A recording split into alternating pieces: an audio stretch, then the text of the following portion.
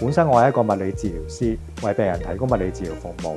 除此之外，我仲有任教急救同運動相關嘅課程。我覺得物理治療師係可以幫助到好多病人嘅。咁但係始終一個治療師幫到人數有限。咁我希望透過教學咧，可以影響到更加多嘅學生，例如話傳授物理治療嘅知識俾更多學生啦。咁更多學生就可以幫到更多病人，用生命影響生命。咁呢個就係我嘅教學目標啦。